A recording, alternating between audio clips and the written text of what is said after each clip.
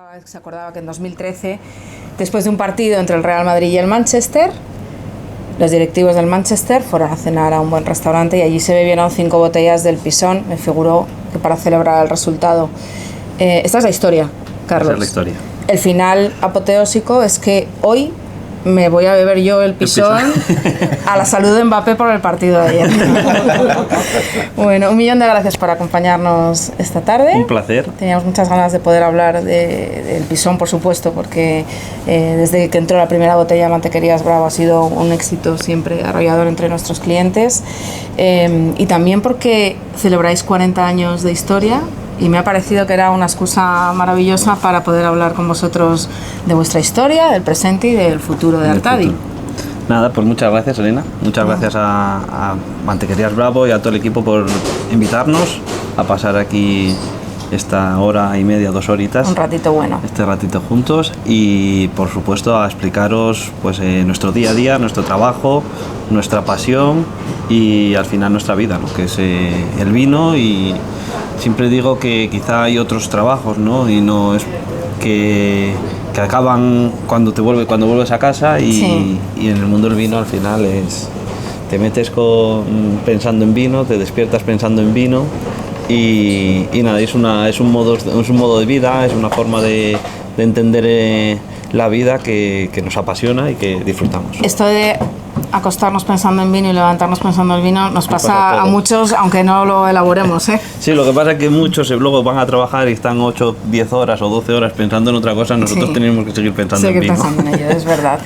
Cuéntanos un poquito, haz un resumen así breve de qué es Artadi, de cómo empezó y de qué es Artadi hoy. Bueno, Artadi pues lo fundó mi padre en el 85, pero yo creo que Artadi empezó hace mucho antes, porque mi familia venimos de un pueblo que es La Guardia, y siempre digo la misma broma, pero que es cierta. Hasta La Guardia es un pueblo histórico, vitícola, que por lo menos que haya trazas en la zona de elaboración de vinos, pues es del siglo XII por lo menos, con algún lagar rupestre, que dice que hace ya en el siglo XII, en el siglo X, ya se cultivaba viñedo, porque ya había uvas, y se elaboraba vino.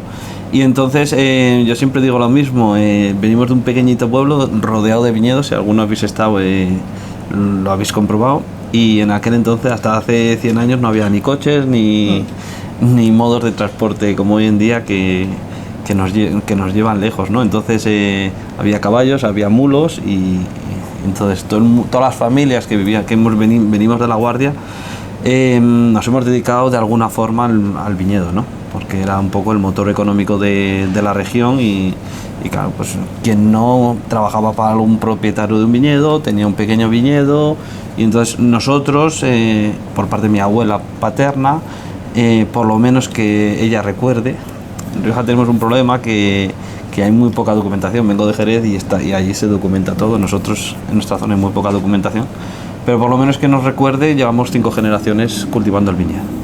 Pero sí que es cierto que Artadi empieza en el 85, como bien dices, que ya ni me acordaba.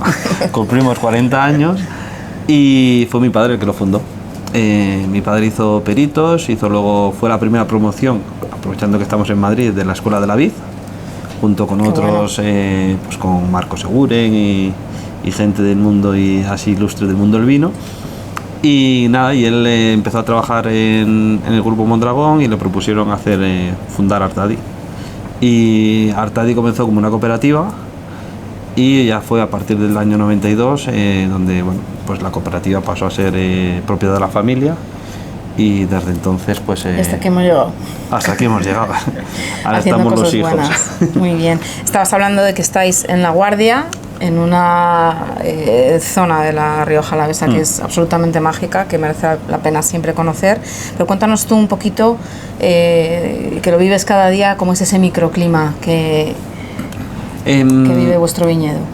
La Guardia estamos en un enclave único, porque estamos en un valle, que es el valle entre la Sierra de Cantabria y el río Ebro, luego cual hablaremos un poco más de la especificación geológica o edafológica de por qué estamos y qué tipos de suelos tenemos. Y es un valle pues propicio para el cultivo del viñedo, donde tenemos un clima que es, sobre todo si habéis oído hablar de la capa del norte, ¿no? Que es el efecto Foehn, donde ni hace mucho frío del norte, ni hay mucha humedad del norte, pero donde se regula la temperatura muy bien, y entonces creamos muchas variaciones térmicas entre la noche y el día, y entonces, bueno, pues aunque estemos en el sur, al final estamos al sur de Europa, ¿no? Pues son zonas donde la maduración es muy lenta. Nosotros vendimiamos muy tarde, siempre la fecha histórica de vendimia en La Guardia, bueno, todo lo que es el valle, es el 12 de octubre. ¿Y se mantiene? Porque... Más o menos, casi siempre vendimiamos, o sea, no empieza el 12 de octubre, no es la fecha de inicio, sí que se adelanta igual a finales de septiembre con el tinto, pero sí que casi todos los 12 de octubre estamos vendimiando. Nosotros nos celebramos cogiendo uvas. Está bien, pensando en vino. Pensando en vino. Bueno. Pero es eso, ¿no? Tiene un microclima y esa parte calcárea que tienen los suelos que bueno, pues que es muy propicio para la elaboración de vino. Para alguien a quien los vinos de Artadi no son tan familiares, ¿cómo los definimos? Si me invitan a una cata ciegas con amigos, por ejemplo, y me ponen un vino de Artadi, aunque cada parcela tiene una personalidad muy particular, ¿cómo reconocería un vino vuestro? Es muy difícil, yo creo, porque no somos aunque nosotros hablamos de que intentamos expresar el terroir y el vino histórico de la zona, hay muy poca representación. Quizás somos bueno, quiero decir, hay algún productor, pero nos hablamos siempre de los Riojas clásicos, de los modernos. Ahora hay otras generaciones ya más jóvenes, yo soy segunda generación, que empiezan y que tienen otros gustos, ¿no? Entonces no hay un prototipo de situar un vino como puede pasar en Borgoña o como puede pasar en otras zonas del mundo. No sé, por poner un ejemplo, Saint-Émilion y no Médoc, y son que reflejen la realidad de una zona, ¿no? Pero si hablamos de Artadi, yo creo que es su fruta, esa nota frutal directa, limpia, transparente, quizás sea la marca, nuestra firma, ¿no? Cuando pones la firma es la fruta de Artadi. Esto me ayuda a que tú respondas a una pregunta que nos hacen. Cuando alguien viene a la tienda y pide un Rioja o busca un Rioja, ya por el hecho de ser Rioja, normalmente queremos asociarlo a algo clásico. Cuando me preguntan, ¿es un Rioja de corte clásico? Les digo que sí, pero además es otras cosas. ¿Tú qué contestarías si alguien te lo pregunta a ti? Yo diría que es un vino de un pueblo o de dos pueblos, que es La Guardia y el Villar. Porque, bueno, primero no es ni clásico ni no clásico. Yo hasta hace poco decía que éramos un poco el renacimiento o el volver a la historia, a los vinos históricos de hace 100 años. Hay que saber que, bueno, pues nosotros estos tipos de vinos los empezamos a elaborar, no nosotros Artadi, sino en la zona, cuando la filoxera llegó a Francia y entonces los bordeleses vinieron a nuestra zona. Y la elaboración de Burdeos, como bueno, los vinos de hoy en día en Burdeos buscaban fruta, buscaban estructura, buscaban vinos muy primarios y no el Rioja clásico que conocemos hoy en día, ¿no? Todas esas bodegas centenarias, para mí lo que pasó fue que llegó Domecq, la familia Domecq del sur de España, de Jerez, con la crisis encima. Si oyes a Willy y a Ramiro hablar de las crisis de Jerez, justo coinciden con sus crisis con los movimientos nuestros en Rioja. Y entonces en los 70, cuando la familia Domecq emigró, vino parte de la familia de Domecq, llegó al Ciego, en este caso, claro, ellos, pues Jerez, que es roble americano, largas crianzas, y eso es lo que hoy en día es un Rioja clásico. Entonces esa tendencia, ese éxito que tuvo Domecq, que encima tenía dinero, y nosotros estábamos en crisis, hizo pues que todo fuese una revolución agraria, tecnológica, como queramos llamarla, y hubo una tendencia a elaborar ese tipo de vinos, y entonces se transformó lo que era un vino estilo bordelés a un vino estilo jerezano en los 70. Entonces la generación de mi padre, de Miguel Ángel, de Gregorio, de Marcos, hay muchos que intentaron volver a elaborar aquellos vinos que se hacían antes de los 70, ¿no? y creo que estamos ahí un poco. Sí que también es cierto que en Artadi nosotros estamos evolucionando, estamos cambiando. Creo que del 2022 vais a ver que hay un cambio diferente de estilo, no voy a decir que ni mejor ni peor, pero es un cambio de estilo, y porque las tendencias al final nos llevan. Yo ya no, antes llevábamos pantalones de campana, ahora ya no se llevan. Y entonces no es que sea ni mejor ni peor, es el día a día nos lleva hacia a descubrir, ¿no?, caminos, tipos de vino, y es un poco hacia dónde vamos, ¿no? Elaboráis o cultiváis 100% tempranillo para todos los vinos de Artadi, y hasta hace un tiempo todo se elaboraba en 100% roble francés. Sin embargo, estáis cambiando algo que creo que nos va a sorprender. Sí, porque, bueno, como os he dicho, nosotros, todos nuestros viñedos están situados bien en La Guardia o nuestro pueblo vecino, que es el Villar. Y no hay más que ir a ver allí los viñedos de más de 50 años, de posfiloséricos, y solo hay tempranillo. Bueno, hay tempranillo, hay viura, nosotros añadimos a todos los tintos un poco de viura. Es un poco un vino, es una forma de elaborar histórica también. Hay un 5% de viura, pero como variedad tinta es tempranillo. Y es que hay muy pocas plantas o viñedos de Graciano, de Mazuelo, de Garnachas, incluso de Primitivo, que es el padre del tempranillo. Es que hay muy poco. Pues mi bisabuelo en La Guardia decía que Graciano significa gracia no. O sea, no madura. Estamos justo en la zona más alta de la Sierra Cantabria, que es el punto más alto, que es Palomares, está justo debajo de La Guardia, y entonces, entre comillas, el clima más frío, y por lo tanto donde la maduración se retrasa más. Graciano, que es un poco la variedad más que encontramos con más importancia en el resto de las zonas, no llega a madurar en nuestra zona, exceptuando si vamos y luego hablaremos del efecto Foehn en las diferentes zonas climáticas. Si nos vamos pues al lado del río Ebro, con laderas mirando al Ebro, con exposiciones al sur, con suelos de arenas y gravas y cantos rodados, que, como pasa en Chateauneuf, guardan mucho el calor, y por lo tanto ese efecto de días cálidos, noches frescas, pues se minimiza, y entonces no es que por la noche madure, pero por la mañana, cuando hace frío, en el resto de las zonas hace frío, y ahí pues la temperatura es mayor, y por lo tanto la madurez es más corta, o sea, madura más rápido. Y entonces, pues no sé, el ejemplo claro es Contino. O sea, Contino, los gracianos de Contino son buenísimos, pero claro, porque están allá abajo, no en el resto del valle, hasta la montaña, es graciano. Y en cuanto a las barricas... Las barricas, perdona.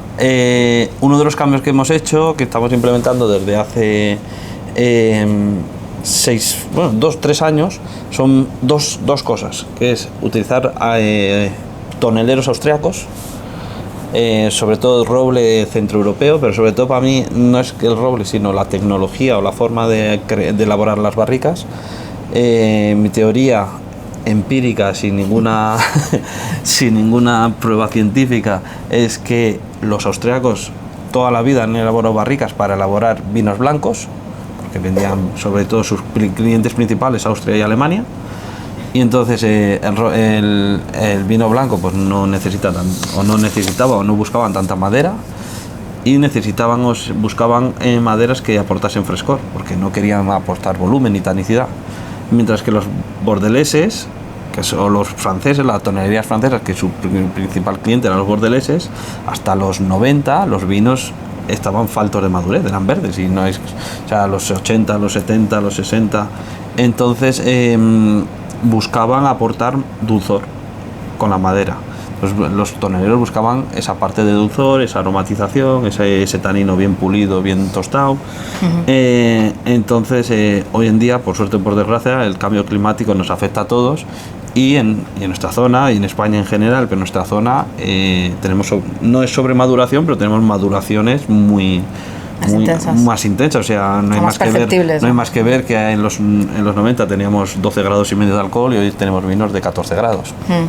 Entonces creo que nos aportan más frescura las tonelerías austriacas, con esa parte de madera más fresca, que las francesas. Entonces llevamos 3 años dedicándonos a pasar a utilizar roble austriaco. Bueno, roble austriaco o de centro europeo. Pero origen, tecnología austríaca.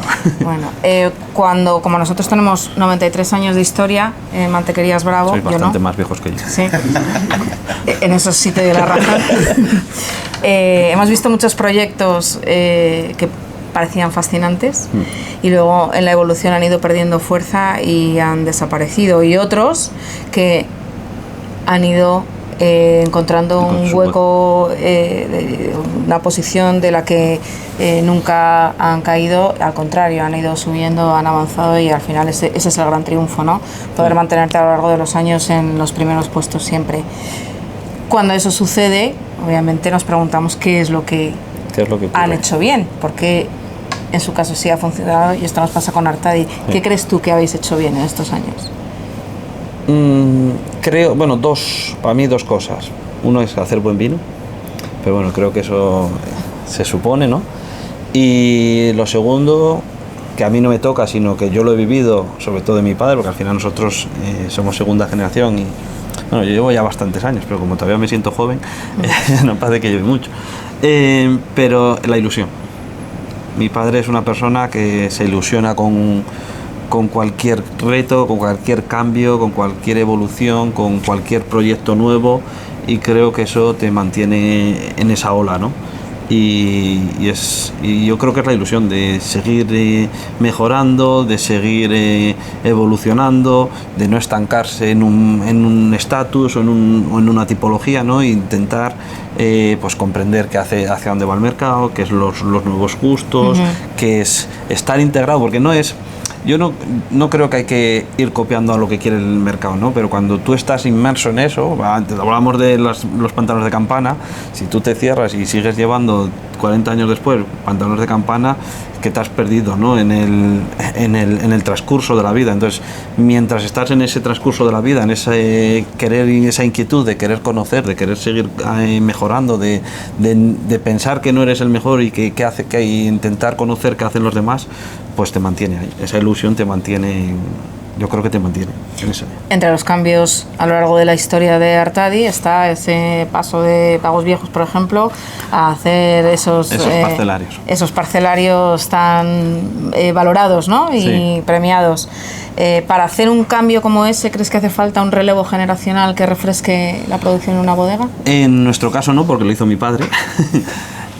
Pero sí que es cierto que ayuda, ¿no? O sea, yo al final pues fue como un impulso, porque al final vas descubriendo, vas yendo yo pues tuve la suerte de estudiar en Burdeos, de viajar por el mundo, luego estuve en Estados Unidos, y esos movimientos, o ese aprender y traer cosas a casa, pues yo creo que te ayuda, ¿no? A veces el día a día te mantiene como muy hermético, y poder salir te ayuda pues a entenderlo, ¿no? Y cuando eres joven pues tienes un poco más quizá de libertad, y entonces ese aire fresco que llega pues puede que te ayude, ¿no? Pero no creo que sea necesario. Hay muchos ejemplos de grandes bodegas que van evolucionando, que van cambiando, y que ha sido una misma generación, ¿no?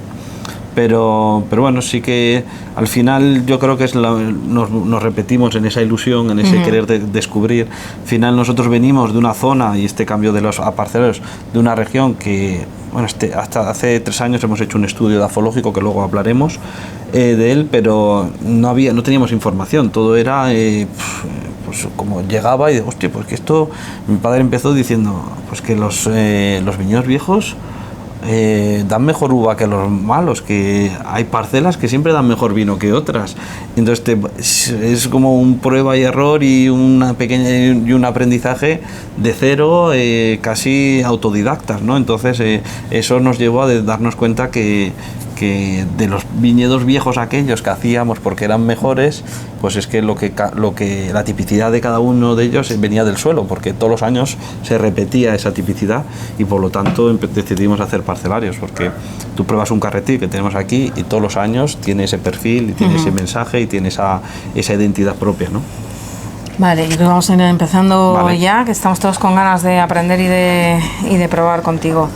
Cuéntanos, porque hay vinos de pueblo, entre las cosas que vamos a probar hoy. ¿Qué es un vino de pueblo? Hoy vamos a probar parcelarios y vinos de pueblo, pero sobre todo vamos a probar qué es un vino de pueblo. Los pueblos están ya delimitados y históricamente se delimitaban pues bueno, por diferentes guerras, propiedades, pero en lo que es el ámbito agrario, tanto las parajes como los pueblos se delimitaban por sabores, por tipologías, por tipos de cultivo que nos diferenciaban, ¿no? Entonces, para mí, que es un vino de pueblo, es un vino que habla de una identidad, de una historia, de unas familias que llevan cientos de años en el ámbito agrario, por supuesto, cultivando o haciendo, en este caso, un viñedo, cultivando una sabiduría común, que luego se refleja en un vino. Entonces, uno de los cambios que yo, como segunda generación, bueno, y mis hermanas queremos hacer, es que el vino de pueblo no tiene por qué ser, como pasa en Borgoña, una segunda calidad, ¿no? Que está el Gran Cru, que es una parcela, el primer Cru, que es una parcela, y de repente el pueblo, que es como la mezcla, ¿no? Yo creo que se puede hacer grandes vinos de pueblo.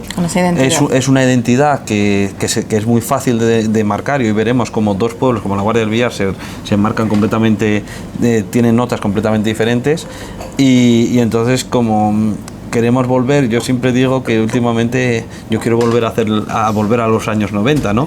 En tipología de vino y en concepto, ¿no? Quizá el retroceder a lo que siempre has hecho es una involución, pero en este caso lo consideramos como una evolución, ¿no?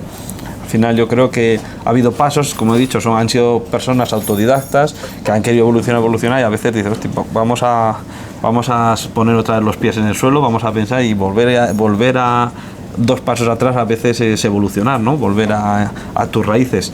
Y los pueblos son nuestras raíces. Entonces, yo creo que un pueblo tiene magia, tiene cultura, tiene historia, se hablan de familias y generaciones que se reflejan luego en el carácter de uno de ellos, de cada uno de ellos. De know-how, ¿no?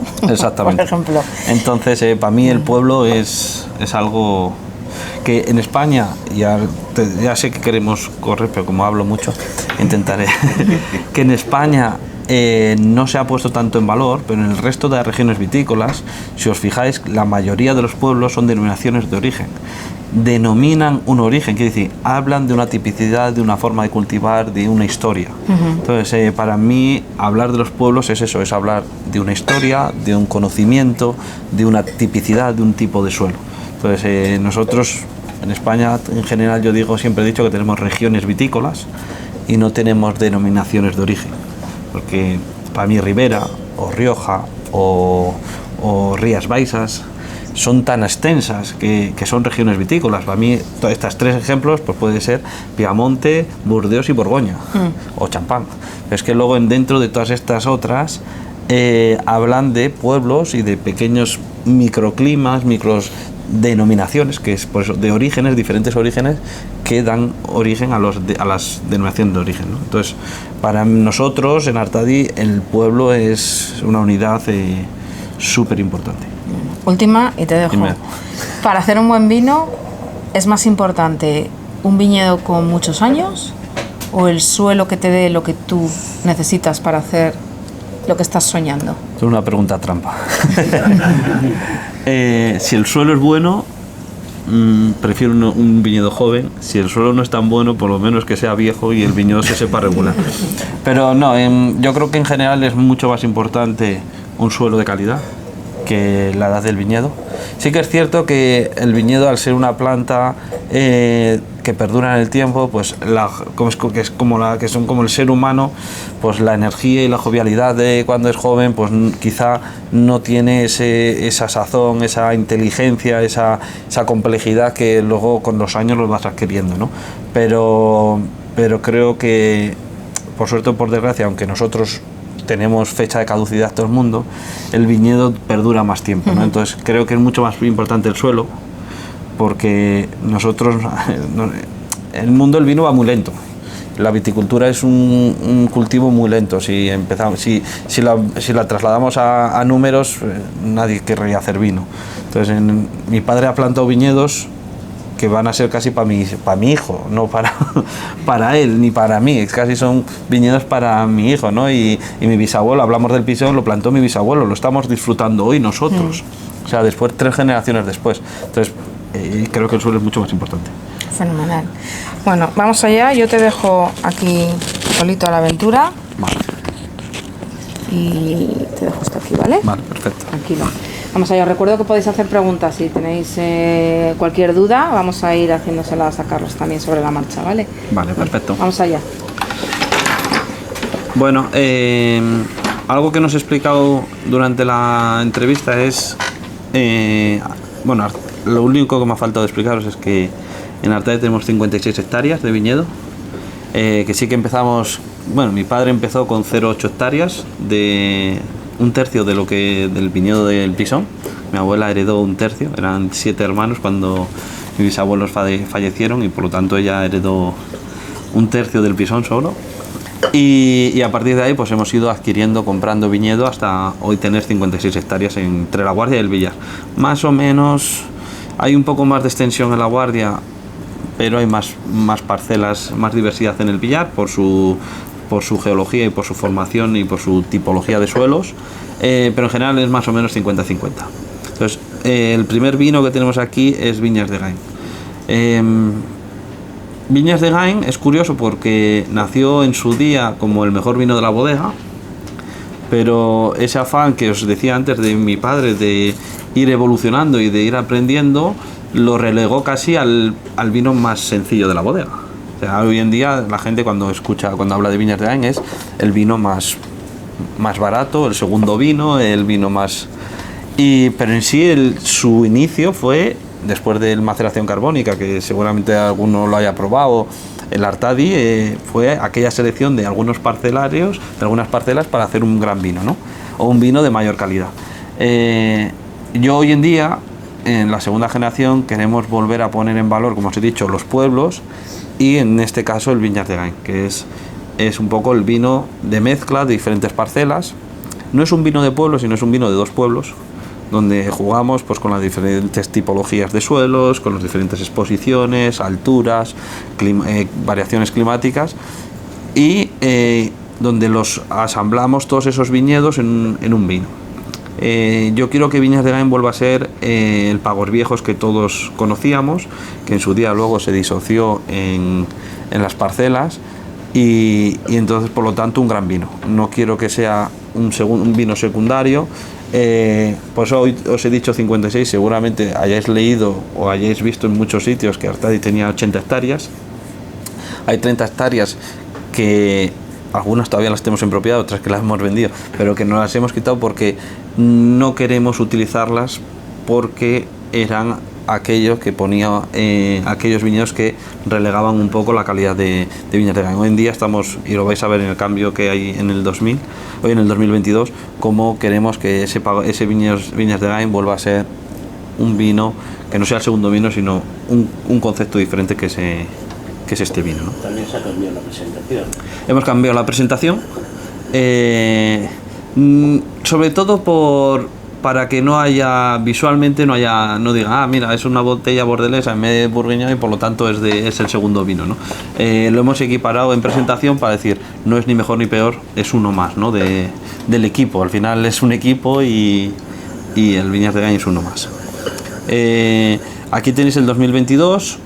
Hemos ido, como os he dicho, hemos ido integrando algún viñedo viejo, hemos ido haciendo... Al final nosotros en Artadi, mis padres, ha sido mucho prueba y error. O sea, hoy hemos llegado a tener 80 hectáreas, hoy cultivamos 56, pero yo estoy seguro, nunca lo he calculado, pero mi padre ha comprado más de 200 hectáreas seguramente, o 150 o 200 hectáreas de viñedo, porque comprábamos unas, vendía, no le gustaba, la vendía, la cambiaba luego por otra, luego le decía al vecino, oye, te cambio por esta otra. O sea que en propiedad ha habido porque era no conocer la zona vitícola, no es como en Burdeos que vas o en Borgoña y sabes, este es primer cru, este es Village y este es Gran Cru, entonces ahí ya no fallas.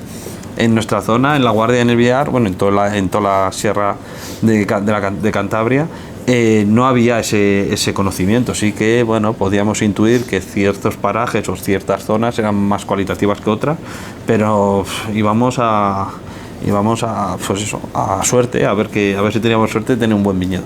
Entonces, pues, con ese conocimiento nos ha llevado a conseguir viñedos viejos, conseguir pequeñas parcelas. No sé, aquí hay, por ejemplo, parcelas como Carra la Guardia, que yo casi lo equiparo a un nivel pisón. Bueno, salen 3 o 4 barricas. Puedo poner San Martín, que sí que tenemos un poco más, y puede ser un nivel Carretil, o Santa Cecilia o Villalba, que son grandes viñedos, o el Somo al nivel de San Lázaro, ¿no?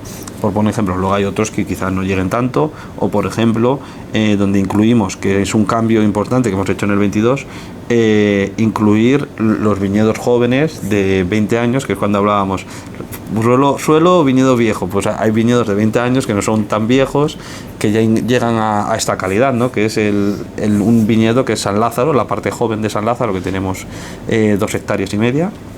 Hoy en día va en este vino, ¿no? Y creo que es un cambio. Son suelos de arena, que da mucha frescura, da mucha más, un tanino mucho más redondo, mucho más fácil y un poco más alegre, y es un gran cambio que hemos incluido en el 2022. Entonces es un poco jugar con las diferentes parcelas e intentar hacer el vino que mejor refleje la identidad de estos dos pueblos, ¿no? De la Guardia y el Villar.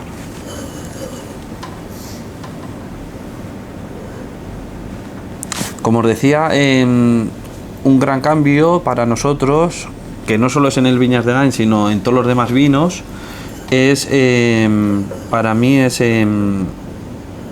como os he dicho, es volver a los 90, pero adaptándonos a una realidad de hoy en día, a una madurez, a una climatología y a unos viñedos, ¿no? Y una forma de cultivo. Para mí volver a los 90 significa, sobre todo en la crianza, por supuesto en el cultivo, ¿no? Aumentar un poco los rendimientos. Se pusieron muy de moda cada vez tener rendimientos más bajos, porque había más concentración, había más saturación de taninos, había más rotundidad en los vinos, pero hoy en día todo esto cada vez tiene menos importancia, ¿no? Y aparte hay un hándicap, que es el alcohol. Cuando en los 90 se buscaba madurez, era porque había cierta falta de madurez, y la prueba es que hacíamos vinos con 12,5 grados. Hoy en día intentar obtener madurez significa llegar a vinos de 15 o 16 grados. Entonces la forma de combatir eso es volver a rendimientos más altos. Por lo tanto, porque claro, contra más, esto es pura matemática, lógica, ¿no? Contra más uva tiene una cepa, más tiempo le cuesta madurar, ¿no? Más tiempo cuesta que a la planta le cuesta que coja, que claro, hay más uvas y por lo tanto necesita sintetizar más azúcar y le cuesta más tiempo. Y luego intentar vendimiar un poco antes para bajar niveles de alcohol. Aquí en 2022 estamos ya casi rozando los 14, cuando llevamos muchos años haciendo 14,5, y 2024, por ejemplo, va a ser ya 14 grados. O sea que la idea es seguir subiendo un poco, controlando, entendiendo cómo cultivar para poder vendimiar un poco antes, con un poco más de producción, y por lo tanto adecuarnos a las tendencias de hoy en día, ¿no? Y al vino que nos gusta a nosotros, que eso es lo más importante, que si no nos gustase sería un problema. Y luego en lo que es la elaboración, para mí volver a los 90 significa crianzas largas, pero sin aromatizar. Los 90, primero económicamente, porque no estaba esa tendencia de parkerización y de aquellos vinos con mucho extracto, con mucha madera, donde se puso de moda que hasta supiese madera era cualitativo, ¿no? En los 90 mi padre compraba barricas viejas porque no había dinero, y entonces y hacía crianzas largas, 18 24 meses, pero donde no se aromatizaban, pero sí que había un intercambio de oxígeno. Para mí criar significa microoxigenar el vino. Entonces adaptándonos a esa tipología de crianza, hoy en día estamos pasando de barricas de 225 a barricas de 600 litros. ¿Por qué? Porque hay primero menos intercambio de madera, son duelas más gruesas, por lo tanto duran más. Hay menos intercambio de madera porque al haber más calor, al haber más alcohol, hay más extracción. El alcohol es uno de los agentes que ayudan a extraer, y por lo tanto contra más volumen por superficie haya, más volumen del vino, pues hay menos extracción, ¿no? Las duelas más gruesas nos permite que la madera dure más tiempo, y la idea es hacer crianzas largas de 12 meses en 600 litros, que esos demi-muis, esos bocoyes de 600 litros nos duren mucho tiempo para tener que renovarlos en menos porcentaje, y por lo tanto, imaginaos que dura 12 años cada bocoy, pues solo sería renovar un 8%, no un 8% de barrica nueva anual, y luego queremos volver a las tinas, a las crianzas en tinas o fudres, o bueno, como queramos llamarles, ¿no? O en nuestra zona siempre se ha llamado tinas o tinos ¿Perdona? No, de madera.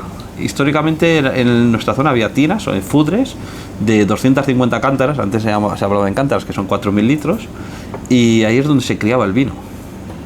Entonces el envejecimiento se hacía en madera, pero en volúmenes grandes. Entonces nosotros estamos ya poco a poco, porque vale mucho dinero cada fudre, pero comprando, adquiriendo, ya tenemos 4 y este año vienen 2 más, fudres para poco a poco pasar un segundo año de crianza en fudre, por lo tanto de microoxigenación, pero sin aportar aroma. La idea es cero madera, pero criar durante mucho tiempo en madera, porque el oxígeno es ese nexo, es esa sabiduría que cohesiona todo, pues el tanino, los aromas, todo lo que tiene el vino, que lo cohesiona y lo hace grande, ¿no? Entonces para nosotros esa es la parte importante del vino. Voy a probarlo, que todavía no lo he probado.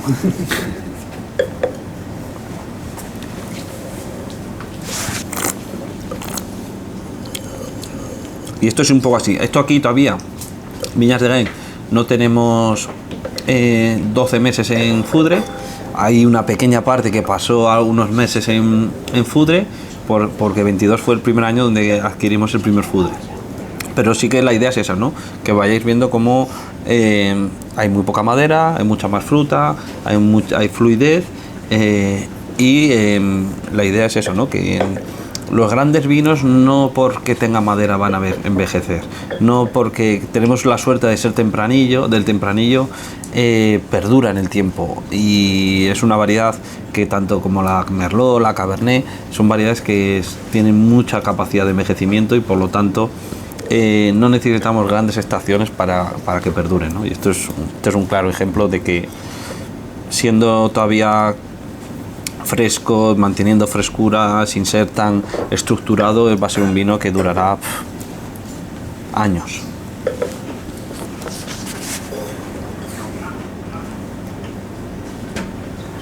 Y luego yo creo que esta fruta que os decía antes es un poco la marca de Artadi, ¿no?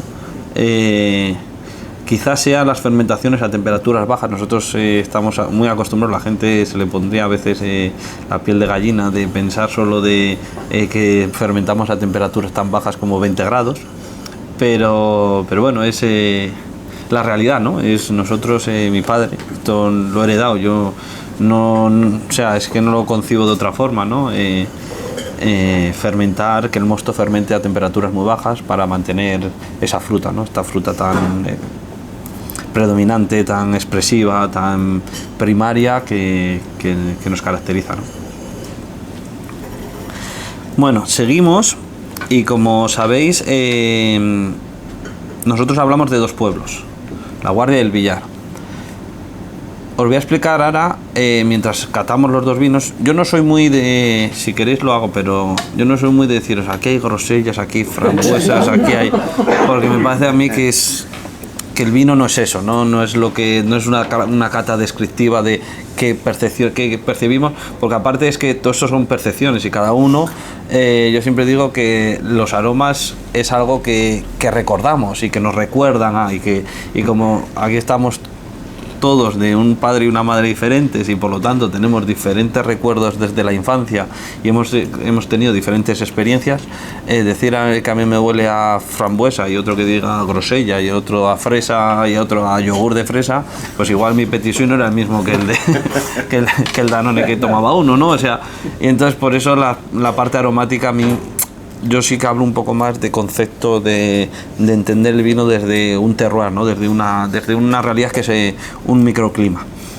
Pero bueno, os voy a explicar. Nosotros, como os he dicho antes, edafológicamente, si habéis estado en la zona, pues sabéis que tenemos nosotros es un valle entre dos montañas, que es la Sierra de Cantabria o la Sierra del Toloño, que ahora le han cambiado el nombre, le llaman Toloño. Para mí el Toloño es la sierra que está en la Bastida, no la que está delante nuestro, ¿no? Pero bueno, la Sierra de Cantabria, que es un subpliegue del Pirineo, y la Sierra de la Demanda, que al final es todo lo que hoy en día es el Valle del Ebro.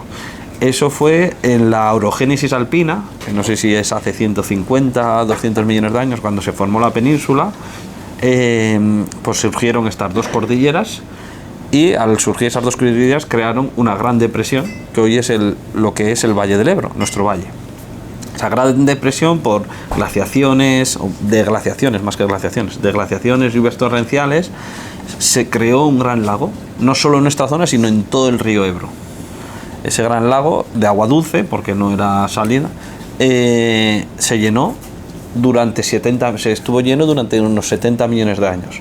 Nuestra zona lo que provocó fue que la erosión de la montaña, por mil factores, ¿no? Pero la arena, el polvo, iba sedimentándose gracias al agua, iba depositándose, y entonces tenemos toda una sedimentación de suelos calcáreos, porque la montaña, al venir de un fondo en la orogénesis alpina, antes estábamos bajo el agua, al venir de un fondo marino son rocas calcáreas y fueron sedimentando. Los expertos dicen que hubo hasta 2 kilómetros de sedimentación. Cuando el que dices 2.000 metros y no te suena, cuando dices 2 kilómetros suena más, aunque es lo mismo. Hubo 2 kilómetros de sedimentación de arena, o sea, imaginaros, de polvo. Bueno, claro, 70 millones. El Homo sapiens, el mono, que digo yo, lleva 120.000 años en el planeta y estamos hablando de 70 millones de años.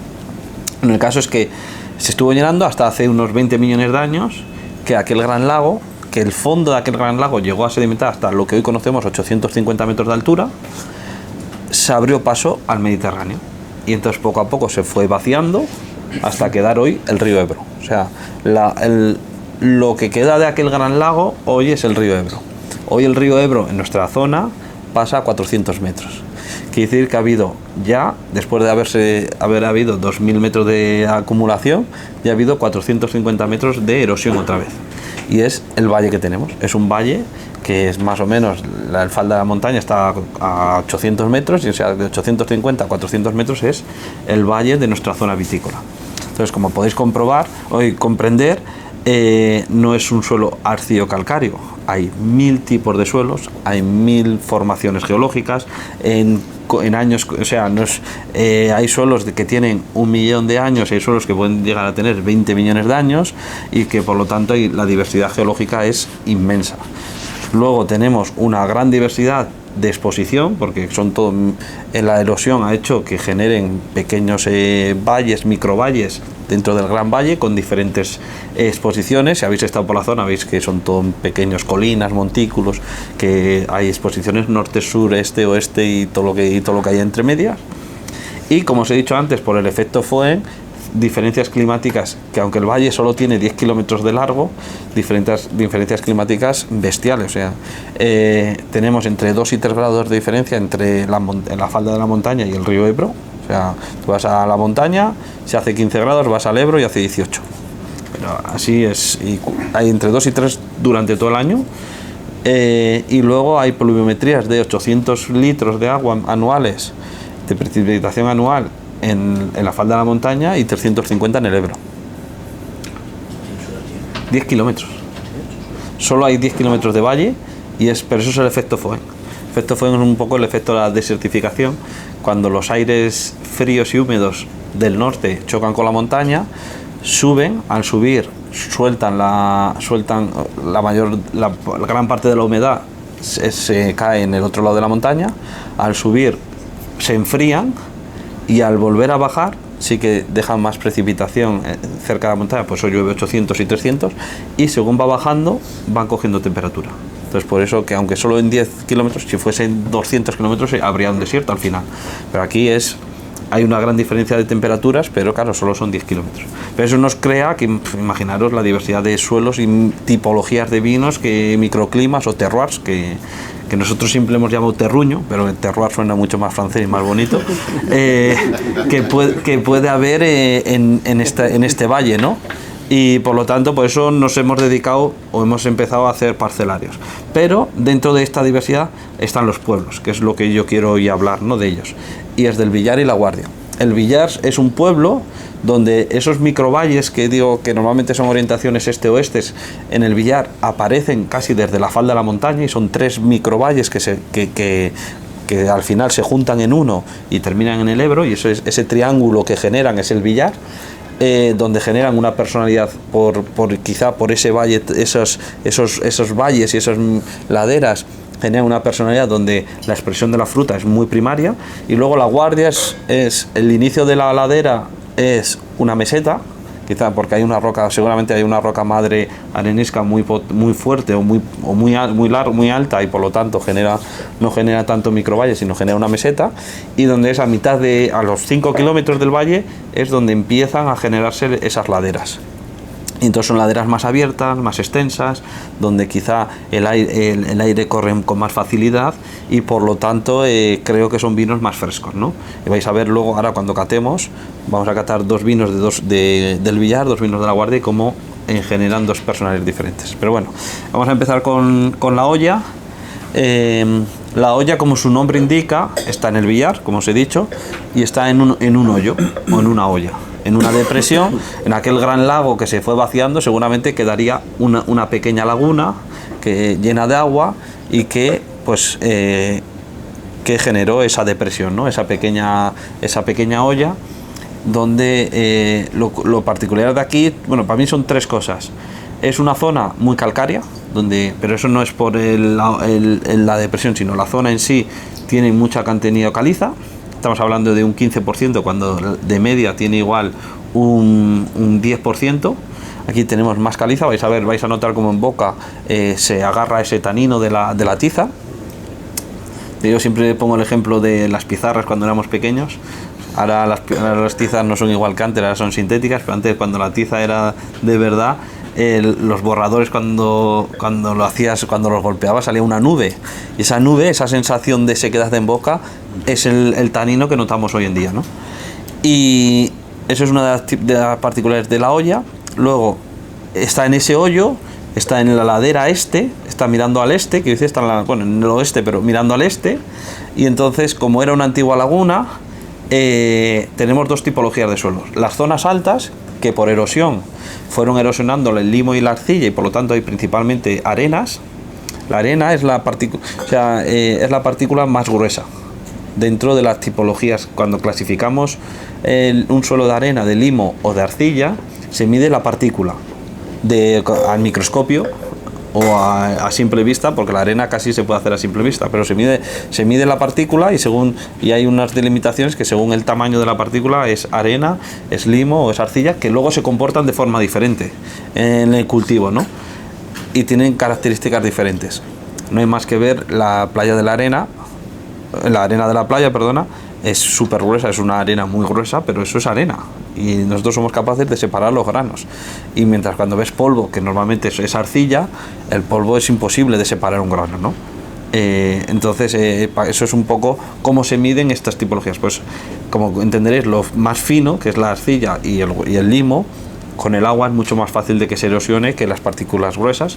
Por lo tanto, esta parcela en la zona alta, como era una antigua laguna, la zona alta, por erosión, por movimiento del agua, se quedó casi suelos de arena, con muy poca profundidad. Y la zona baja, porque es una ladera, son 3 hectáreas, pero hace una pequeña ladera. La zona de baja es principalmente limo. La arcilla normalmente por suspensión se la lleva el agua, y son limos profundos, muy calcáreos. Entonces el limo da estructura, la arena da fruta, y el calcáreo da energía, ¿no? Y es un poco la tipicidad de este vino.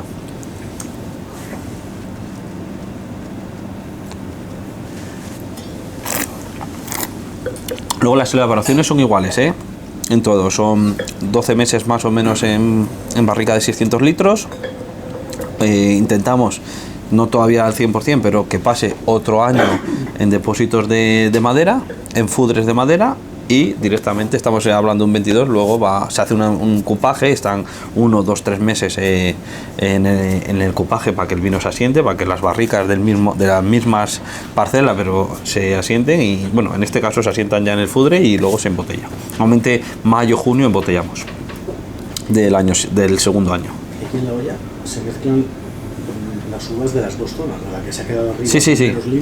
Para nosotros es una parcela, es una unidad de cultivo, y aunque tiene dos tipologías de suelo, un poco, no sé, en Clos Vougeot también, la zona alta de Clos Vougeot y la zona baja no es igual, ¿no? Pero es un parcelario para nosotros, es una parcela y las juntamos. Pero juega muy bien esa parte de fruta con esa parte calcárea y esa parte estructural. Pero lo importante, que bueno, en el directo no lo van a poder comprobar, pero es que os fijéis, ahora cataremos estos dos vinos y cuando luego volvamos a La Guardia, veáis como para mí el Villar es mucho más contundente en la fruta. Es un vino, una fruta mucho más primaria, mucho más directa, mucho más contundente. Podría decir hasta rústica, pero es contundente en la fruta, ¿no? La fruta muy presente. Y seguimos con la poza. La poza está, os he dicho antes que son 3 valles, ¿no?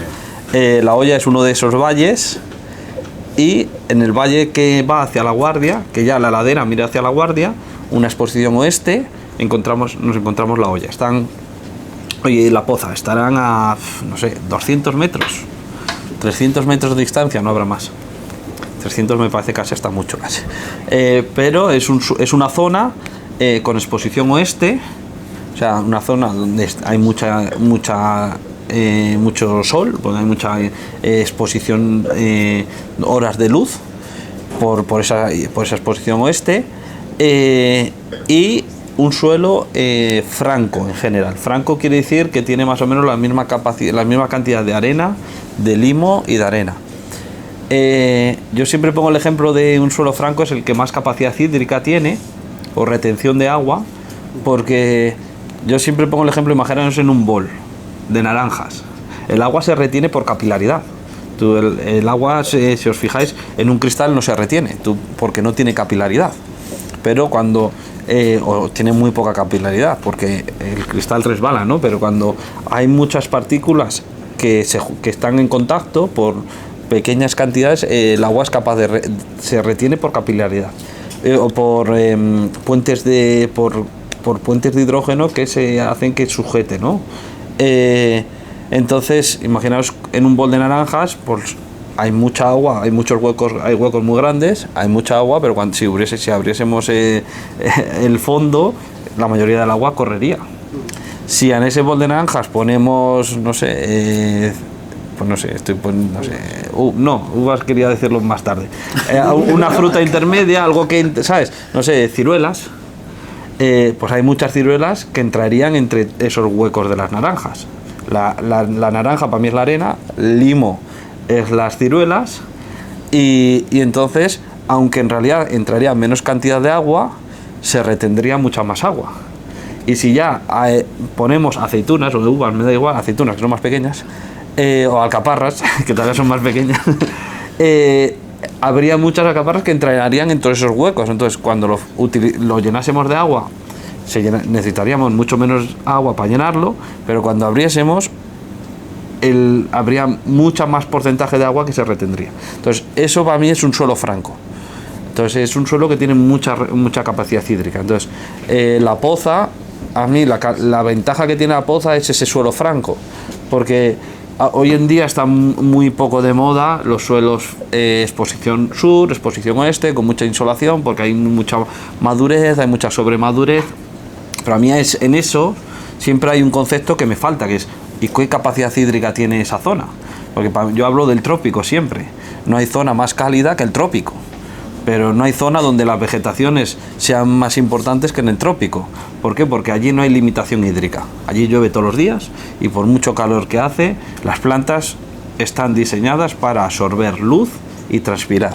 El problema es que es cuando hay mucha luz y no pueden transpirar. Pero el ejemplo para mí son todas las frutas trópicas. Papaya, mango, piña, fruta a la pasión, me da igual cuál decir.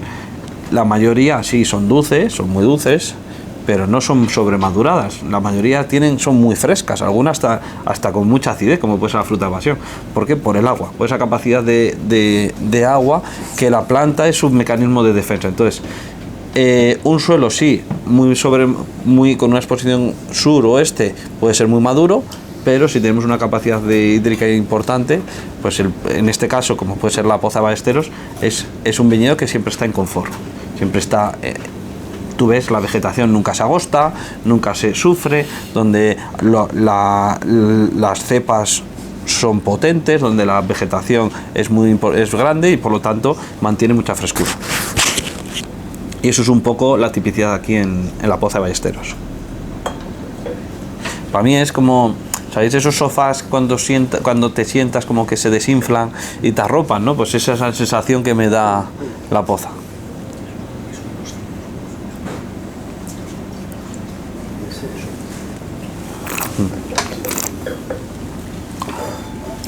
Aquí, por ejemplo, que no hemos hablado un poco, la mayoría de las veces los viñedos son viejos, ¿sí?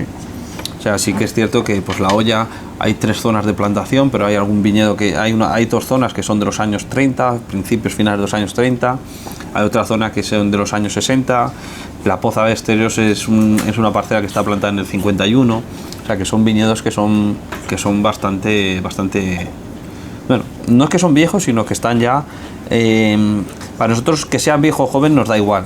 Lo que pasa que es la capacidad de la viña a desarrollar el sistema de raíces, a que se expanda bien en el suelo y que se desarrollen y que por lo tanto se regulen. ¿Por qué, por ejemplo, en Burdeos dicen que no hace falta tanto? Porque allí principalmente son arenas. Entonces los suelos de arenas, la arena es mucho más fácil para la raíz. Es más, es que lo necesita para poderse extender, porque si no, no encuentra agua. Entonces allí el desarrollo de las raíces es mucho más rápido, el desgaste es mucho mayor y por lo tanto en Burdeos, sobre todo en las partes de arena, un viñedo de 35 años ya dicen que es viejo. Mientras que nosotros, 35 años es cuando empezamos a considerarlo óptimo momento para dar calidad. Entonces, por eso todo es muy... Doy una cata dentro de poco en Ibiza y hablo un poco de los antagonismos del vino, porque parece que todo lo que leemos es un poco el tema que vamos a hablar, es antagonismos del vino. Dice, suelos profundos versus suelos poco profundos. ¿Cuál es mejor? Digo, pues depende. Vamos al Levante, donde casi no hay agua y en un suelo profundo es necesario, porque si no la planta se agosta. Y si vamos en el norte, pues un suelo profundo normalmente suele ser indicativo de menos calidad, ¿no? Arenas o arcillas. Pues parece que la arcilla es más cualitativa, pero hay zonas donde las arenas pues son más importantes o donde las arcillas, por ser muy secos, llegarían a asfixiar el viñedo. Mucha pluviometría o poca. Que es mucha y poca, o sea, poca pluviometría igual en Rías Baixas sería sobremadurar demasiado el vino y no ser cualitativo. Sin embargo, mucha pluviometría en nuestra zona igual sería sinónimo de tampoco de calidad, porque no maduraría. Entonces yo quiero quitar un poco ese estigma de que parece que todo lo que pone en el libro hay una fórmula secreta, porque no, porque creo que es mucho más complejo y por lo tanto es muy difícil, ¿no?, de decir esto es bueno, esto es malo. Pero bueno, estos son los 2 vinos del Villar, y vais a ver cómo ahora cuando pasemos a la Guardia, que creo que ya están las copas, serán dos conceptos completamente, un concepto de pueblo completamente diferente. ¿Has asombrado la diferencia que hay entre los dos? Sí. A solo 200 metros de distancia. Sí. Es que son 2 exposiciones diferentes, 2 tipos de suelos diferentes y por lo tanto, aunque sean 200 metros, es que son 2 viñedos completamente Pero la diferentes. misma forma de hacer el vino en los dos casos. Sí. No hay diferencia. No. Y es más, todos los que queremos hacer vinos que queremos reflejar la identidad de los viñedos, siempre hablamos que nosotros no intervenimos. Pero yo últimamente digo que es mentira, intervenimos mucho. Solo el mero hecho de no hacer nada ya es intervenir y crear un estilo. Hay gente que crea, o solo el hecho de nosotros fermentar a 20 grados, es intervenir, porque hay otros que fermentan a 25 y por lo tanto generarían dos estilos diferentes. Entonces sí que la impronta aunque intentemos o pensemos que no hacemos nada, la impronta del propietario, del viticultor, a mí me gusta más llamarnos viticultores que enólogos. Los enólogos no parece que son los químicos expertos y al final nosotros somos meros transmisores de una información. Creo que sí que damos una impronta, ¿no? Y que por eso antes hemos hablado del estilo de Artadi es la fruta, ¿no? Pero dentro de que tenemos un estilo, sí que se marcan, es muy fácil de marcar. Es más fácil de marcarlo si intentas hacer un estilo que sea idéntico para todos, ¿no? Porque si ahora te dijese, no, es que este está 12 meses en barrica, ¿no? Y este está 24, pues te decía, pues igual es que lo has hecho de forma diferente, pero sabiendo que se elaboran de la misma forma, entonces ahí ya marcas un poco la realidad de un viñedo.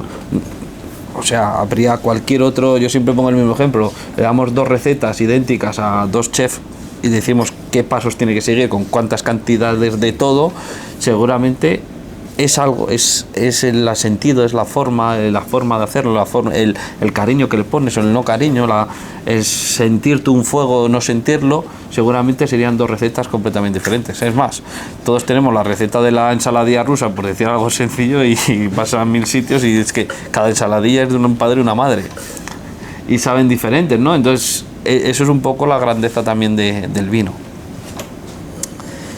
Y bueno, volvemos a La Guardia. Para mí, yo soy de La Guardia, por lo tanto puede que me sienta más orgulloso, y los del Villar seguramente me pueden crucificar, pero creo que La Guardia es un pueblo, podríamos decir, Gran Cru, ¿no? Y sí que es cierto que en el Villar, La Guardia, os he dicho, habrá zonas, o por lo menos nosotros, ¿no? Habrá zonas que puedan llegar a conceptos de Gran Cru y a viñedos de mucha calidad. Nosotros siempre hemos descubierto viñedos, o sea, siempre los viñedos más cualitativos, o casi siempre los encontramos más en La Guardia que en el Villar. Entonces creo que vais a ver cómo hay un paso cualitativo, ¿no? Una subida un escalón más en La Guardia, y estamos ante, para mí, 2 grandes vinos, que son el Carretil y el Pisón. Y vamos a empezar el Carretil. Me gustaría que hicieseis un ejercicio solo de comparar primero los 2 pueblos. Como vais a ver, independientemente de la calidad, como aromáticamente son 2 perfiles completamente diferentes. Mucho más mineral, donde hay frutas más rojas, frutas un poco más sedosas, un poco más elegantes, un poco más profundas, menos, hay como que la mineralidad, la frescura, esa parte de terroir, esa parte calcárea, como que se impone un poco a la fruta y no es tan primaria, ¿no? Y eso es el carácter de La Guardia. Y eso es lo bonito, que cuando hablamos de los pueblos y de la identidad y la forma de cultivar y la historia, cómo se transmiten aquí, ¿no? 2 pueblos como... ¿A qué distancia están los pueblos? Es que colindan. Sí, pero pues entre La Guardia y el Villar, pues habrá entre estas, encima son dos zonas muy cercanas y un mismo barranco, que habrá en línea recta 3,5 kilómetros, 4. Pero es que cualquier vino de la Guardia, podríamos seguir poniendo viñedos de La Guardia y podríamos seguir poniendo viñedos del Villar y darían esa característica. Aquí la fruta no es tan importante, es un poco más fino, es un poco más profundo, un poco con un mensaje un poco más complejo. Y eso es La Guardia. Y aquí el Villar es que se nota. Mucho más contundente el Villar. Bueno, el Carretil. Estamos en el Valle Central, en La Guardia. Al final os he dicho que tenemos una meseta que hasta mitad del valle no fracciona, y si habéis estado algunos en el Pisón, que es justo el inicio en este caso, en este valle, el inicio de la fragmentación de la meseta, habéis visto que lo rodea una roca madre, que es justo donde fracciona, donde se rompe, y los 2 viñedos, tanto el Carretil como el del Pisón, están en el valle o la carretera hoy en día, pero es un valle, un valle histórico que baja al río Ebro y que es la carretera a la Puebla de la Barca, que es otro pueblo de La Guardia. Entonces estamos en el mismo valle, estos dos viñedos, el Carretil y el Pisón, están en el mismo valle, pero con dos suelos completamente diferentes. El Pisón está, como os he dicho, al inicio del valle, donde la erosión hace que sean suelos mucho más de arenisca, suelos franco-arenosos, como puede ser el Pisón, la parte alta, con un subsuelo calizo, luego hablaremos un poco de ello, y según bajamos en el valle, casi 100 metros de diferencia en altura, llegamos al Carretil, donde son suelos mucho más de limos, son limos compactos. Entonces, como la erosión hace que empuje el limo hacia abajo. El Pisón es el inicio, son las arenas de arriba, y a mitad del valle encontramos el Carretil. Carretil os he dicho, es un viñedo de suelos profundos por la acumulación de la erosión del limo, con limos muy, muy compactos, y como característica en el Carretil es el suelo más calizo de todos los viñedos que tenemos, no solo en La Guardia, sino en La Guardia y en el Villar. Aquí estamos hablando de casi un 20% de cal activa. Aquí es cierto, también era calizo, ¿no? En la olla era calizo, pero estaba a un 15. Aquí ya llegamos a un 20. Pero hay una diferencia, ¿no? Entonces, ¿qué es el vino con mayor acidez, con pHs más bajos? Lo que pasa que esa parte mineral, esa parte sedosa, esa parte de arropar que tiene La Guardia, hace que parezca menos calcáreo. Es calcáreo, pero con mucha con mucha elegancia. Sí, súper Cremoso, es elegante, es fino, y si os fijáis es más ácido que ninguno. Entonces, y encima normalmente cuando estamos hablando, que os he dicho, más cerca del valle o más cerca del Ebro, más temperatura, normalmente encima es un viñedo con exposición sur, por lo tanto tendría que ser mucha más exposición al sol y más temperatura, por lo tanto tendría que ser todo lo contrario, el vino con menos acidez, con pHs más altos, con más frutas maduras, pero esa parte calcárea, como pasa en champán, lo hace que sea un cuchillo. Y luego subimos en el valle, llegamos al Pisón y es arena. Es principalmente suelos de franco arenosos, porque también hay algo de limo y de arena, y de arcilla, pero franco arenosos, bastante profundos también, en este caso, porque claro, es el inicio de la fractura de la roca madre. Igual hay zonas que hay 2 metros, 3 metros de profundidad, y sobre todo como tipicidad es que en el fondo, casi en la roca madre, no sé si es no es exactamente lo que es, si es una preconcepción de la roca, o sea, una roca que todavía no se ha terminado de formar, o una descomposición de la roca madre, pero es una zona que allí en la zona le llaman salagón, que es como una roca pero muy maleable, o sea, cuando lo coges con una pala salen bloques, pero luego tú con la mano las deshaces, ¿no? Y es una zona donde ha tenido mucha acumulación calcárea, o sea, es como una roca, pero tú ves todos puntitos blancos, que es principalmente arena, y con muchos puntitos blancos que son carbonatos cálcicos, y que las raíces llegan hasta allá abajo, entonces también tiene esa parte calcárea muy, muy pronunciada debido a eso. Y como concepto para mí son un concepto, el Carretil, de vino contundente, vino de tacto, vino de sentidos, de que lo sientes, ¿no? Que lo puedes palpar, muy terrenal, y el Pisón un poco más etéreo, ¿no? Un poco más, un vino más espiritual, menos de terrenal, ¿no? Es un recuerdo casi a veces, ¿no? Tú lo pruebas y son todo como de repente desaparece de la boca, pero como que se te queda un recuerdo, ¿no? Muy intenso. Y es un poco las dos tipicidades de estos dos parcelas. Y es curioso también, estamos hablando también de 400 metros en línea recta, pero hacia el sur en este caso. Esta parcela era la abuela. El Pisón sí.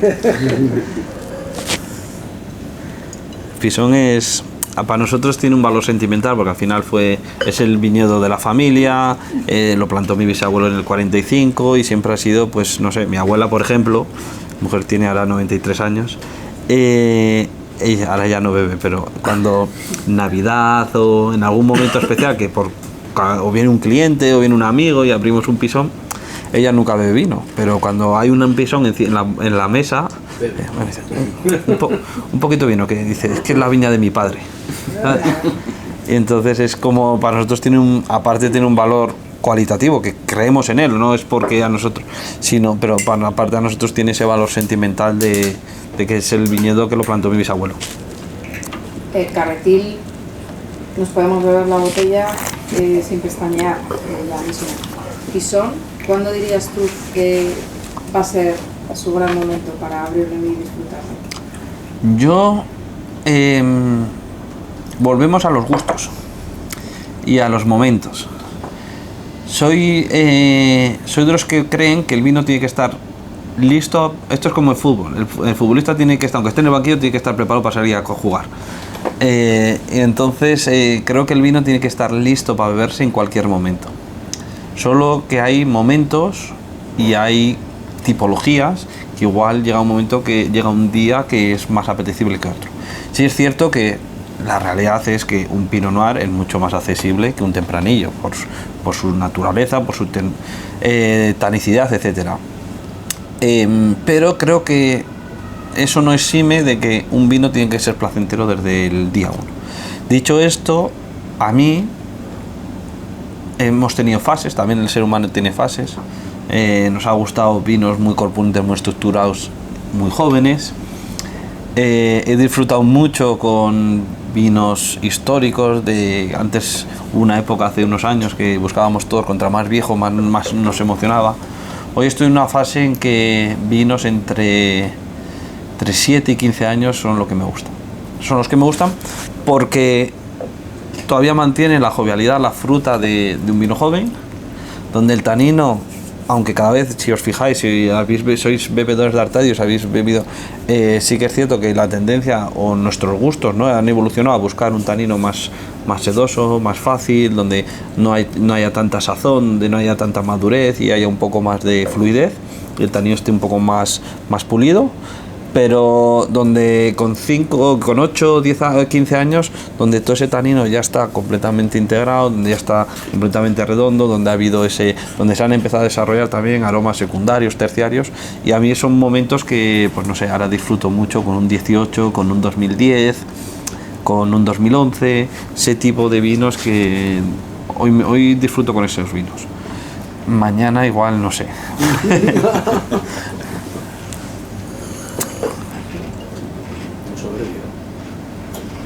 ¿Qué cantidad se hace más o menos? El pisón son 2,4 hectáreas. Elaboramos depende de los años, 4 o 5.000 litros, por lo tanto 5 o 6.000 botellas. Una cosa que nos has dicho antes de terminar, porque supongo que ya son casi la hora, quería hablar un poco de la añada 22. La añada 22 es la primera añada de la sequía, que es todo lo que estamos probando hoy, de la sequía extrema, el primer año de crisis hídrica en España, bueno, yo creo que en Europa en general, y que entonces nos ha dado unos vinos. Yo siempre digo que es un año cálido, pero que el reflejo ha sido un año fresco. ¿Por qué? Porque ha sido un año que hizo tanta sequía y hacía tanto calor que el viñedo se estresó, hubo un estrés hídrico. Cuando hay un estrés hídrico hay un paro vegetativo, o sea, la planta cierra estomas, se pone un caparazón y dice: yo de aquí no me muevo, ni crezco, ni desarrollo, ni nada, porque es su forma de protegerse. Y entonces hubo un paro vegetativo en mayo. Eso hizo que decalase todo el ciclo vegetativo, casi un mes o unos 25 días. La flor, para que os hagáis una idea, la flor, o sea, cuando la uva sale de flor, todos los frutos tienen que primero sacar una flor para fecundarla y sale el fruto. La flor de la uva del viñedo normalmente en nuestra zona es a finales de mayo, el 31 de mayo o la primera semana de enero y de junio. Estábamos en San Juan 24 de junio y todavía había flor en 2022. Entonces hubo un decalado, hubo un retraso, ¿no?, de la maduración, del estado fenológico de la planta, y por lo tanto para mí hubo dos cosas. Cuando llegó la maduración, cuando la uva empezó a coger azúcar, etcétera, ya era muy tarde, ya llevábamos un mes de retraso casi, y por lo tanto no llegó a haber tanta fruta madura, tanta sazón, sí que mantuvimos mucho fruta fresca y fruta roja, como habéis visto. Y sí, siendo seco y fue un año cálido, por lo tanto no tenemos grandes acidez, pero la acidez real es la cantidad de potasio, el pH, que es un equilibrio entre pH y cantidad de potasio y minerales, ¿no? Pero es principalmente potasio.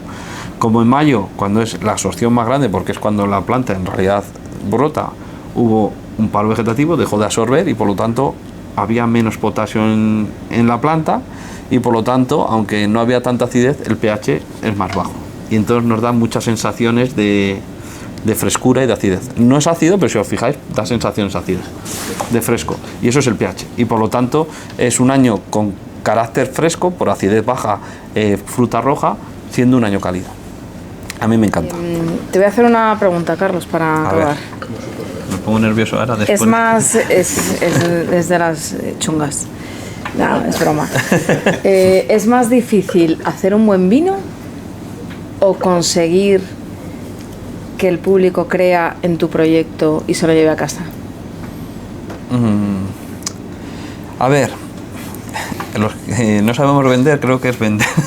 Los que somos malos comerciantes, creo que venderlo. Pero creo que pues yo sé que es muy difícil. Creo que elaborar un gran vino, para mí, o por lo que yo entiendo un gran vino, no es tan difícil, porque al final lo único que necesitamos es ser meros transmisores de un gran viñedo. Entonces la elaboración para mí, yo siempre en inglés decía que era sit and watch, es sentarte, mirar, tocar. Mi padre siempre decía mirar mucho y tocar poco. Eso es un gran vino, ¿no? Es mirarlo mucho y tocarlo poco. Y al final dice que es ser un gran cocinero. O sea, que tener mano, por supuesto, pero yo creo que mi restaurante favorito, y creo que el que más me gusta, o sea, para mí el mejor restaurante del mundo es el Cano. Y el Cano, tía, coge el rodaballo, lo pone en la brasa, claro. Aitor y el equipo tiene que saber dar la vuelta, pero es darle la vuelta y sacarlo. O sea, lo que hace falta es tener un buen producto, ¿no? Para mí, yo creo que es más difícil casi venderlo. No es fácil, ¿eh? Hay transmitir, estar todo el día en la calle, que tu mensaje se sepa, que se comprenda. Encima nuestro mensaje a veces es muy complejo, y que la gente lo comprenda y que lo asimile y que lo considere como cualitativo, creo que es muy difícil. Hay que tener mucha ilusión, hay que tener mucha pasión, hay que saberlo transmitir y bueno, a veces cuesta. Y hacer algo bien para seguir arriba, eso se supone, año tras año. Eso se supone. Bueno, un brindis para acabar, para celebrar esos primeros 40 años. Exactamente, por otros 40 casi. Con la misma... Aunque no sé si quiero que llegue a otros 40, que ya voy a empezar. Sí. Con un montón de proyectos nuevos, adaptados a los nuevos tiempos y con el mismo éxito que habéis tenido hasta ahora. Felicidades. Muchas gracias. Muchas gracias. Salud.